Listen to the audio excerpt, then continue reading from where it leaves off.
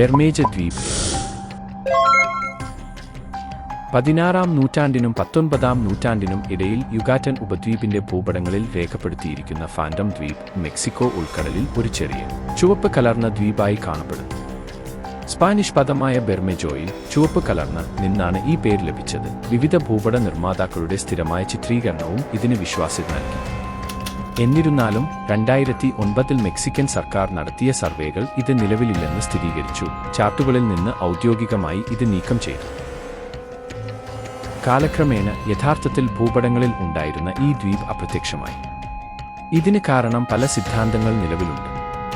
അല്ലെങ്കിൽ പഴയ കാലത്തെ ഭൂപടങ്ങളിൽ ഈ ദ്വീപിനെക്കുറിച്ച് തെറ്റായ വിവരങ്ങൾ ഉൾപ്പെടുത്തിയിരിക്കാം. അല്ലെങ്കിൽ കടലിന്റെ അടിത്തട്ടിലുണ്ടായ ഭൂമിശാസ്ത്രപരമായ മാറ്റങ്ങൾ കാരണം ദ്വീപിന്റെ സ്ഥാനം മാറിയിരിക്കാം. മെക്സിക്കോയുടെ എക്സ്ക്ലൂസീവ് എക്കണോമിക് സോൺ വർദ്ധിപ്പിക്കാൻ വേണ്ടി അമേരിക്കൻ രഹസ്യ ഏജൻസികൾ ഈ ദ്വീപ് നശിപ്പിച്ചെന്ന ഒരു ഗൂഢാലോചന സിദ്ധാന്തവും നിലവിലുണ്ട്. ദ്വീപിന്റെ പെട്ടെന്നുള്ള തിരോധാനം ഒരു രഹസ്യമായി തുടരുന്നു. തെറ്റായ ഭൂപടശാസ്ത്രം മുതൽ അപ്രത്യക്ഷമാകുന്ന ഒരു ഭൂപ്രദേശത്തിന്റെ സാധ്യത വരെയുള്ള സിദ്ധാന്തങ്ങൾ നിലവിലുണ്ട്, പക്ഷേ കൃത്യമായ ഒരു വിശദീകരണം ലഭ്യമല്ല. കൂടുതൽ വീഡിയോകൾക്കായി ചാനൽ സബ്സ്ക്രൈബ് ചെയ്യുക, ലൈക്ക് ചെയ്യുക.